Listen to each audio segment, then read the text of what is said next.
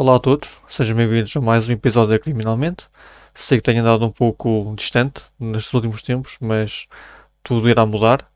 Irei procurar produzir conteúdo com um pouco mais de regularidade e para começar isso mesmo, estou aqui para comentar de forma bastante breve um dos casos que têm dado a fazer mais furor recentemente. O caso do Sr. João Rendeiro.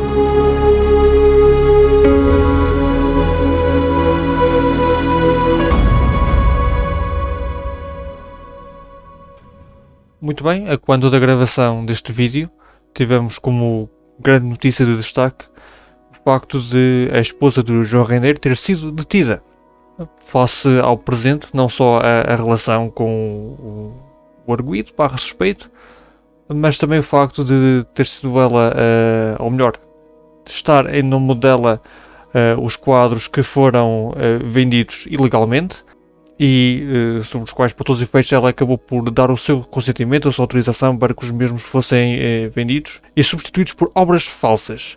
Ainda assim, aquilo que é mais curioso, se bem que todo o processo é irrisório e curioso, é que, para todos os efeitos, avançou-se com a questão de que ela iria ser detida por haver indícios factuais de que existe perigo de fuga, uma vez que o seu marido se encontra fugido. Ora bem, recuando ao processo em si, o Sr. João Rendeiro está indiciado por toda uma série de crimes do colarinho branco e quando se avançou com a decisão em julgamento de que ele iria ter que cumprir, se não estou em erro, 3 anos de prisão efetiva, enquanto se preparavam recursos e tudo o resto, ele avançou que por uma série de questões profissionais, julgo eu, ele teria que se dirigir a uma série de países para resolver o que tinha a fazer. E aquilo que, lá está, parece estranho e irrisório e infelizmente hilariante, porque é daqueles casos em que temos que nos rir, por mais grave que seja, é que os indícios estavam todos recolhidos, embora se calhar não tão explicitamente quanto isso, de que o perigo de fuga estava indiciado para todos os efeitos. A partir do momento em que nós temos um arguido que, mediante a promulgação da pena, avança com ideias de que eu vou ausentar-me, mas vou notificar e estarei sempre em contacto, ignorem o facto de me estar a deslocar para países que não têm contrato de extradição com Portugal, é estranho. É alarmante. E o simples facto disto acontecer devia ser considerado uma red flag.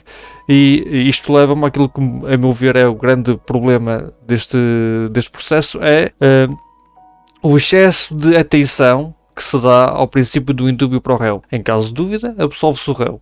É um princípio fundamental no nosso Estado de Direito, mas neste tipo de situações em que, atendendo à complexidade dos crimes, atendendo às pessoas que os praticam, os recursos que têm à sua disposição, não só financeiros, mas a nível de contactos e outras alternativas que têm para se desviar e esquivar à justiça, não se deveria ser tão brando com estas atitudes.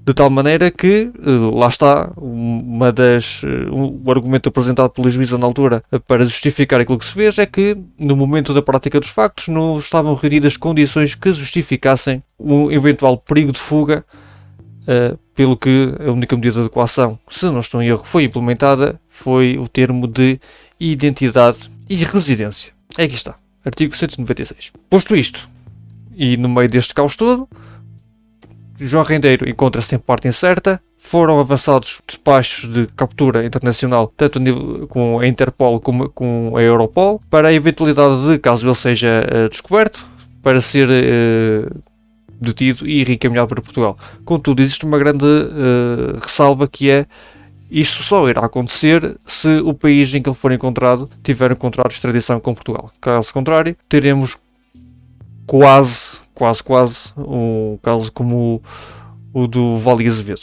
E no meio disto tudo temos a esposa do Sr. João Rendeiro, que já foi levada a testemunhar, pelo que a audiência teve que ser adiada, uma vez que ela se mostrou indisposta, não tinha, citando as condições psicológicas necessárias para prestar qualquer tipo de declarações, e hoje não só ela é detida por causa daquilo que já foi previamente descrito, como também foram avançadas uma série de buscas à casa do motorista do Sr. João Rendeiro, e claro está que estamos apenas a roçar a ponta do iceberg. Já tivemos tudo, tivemos um arguido que fugiu à justiça, temos a sua esposa que das duas uma ou participou nas atividades ilícitas com dolo, ou seja, consciente daquilo que estava a fazer, ou trata-se apenas de uma testa de ferro mais ou menos forçada, o tempo o dirá.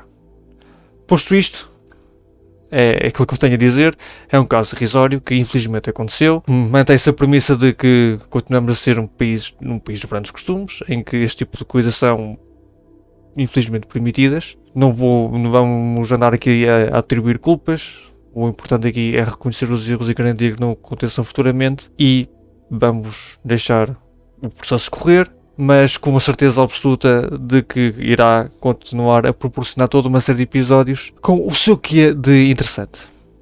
Sem mais, despeço-me e fica a promessa de que nos encontraremos num futuro episódio. Deixem nos comentários as vossas opiniões, as vossas sugestões, não só relativamente a casos que querem ver abordados, mas também temas que gostariam de ser estudados e, passando a redundância, abordados num próximo vídeo. Fiquem bem e até breve.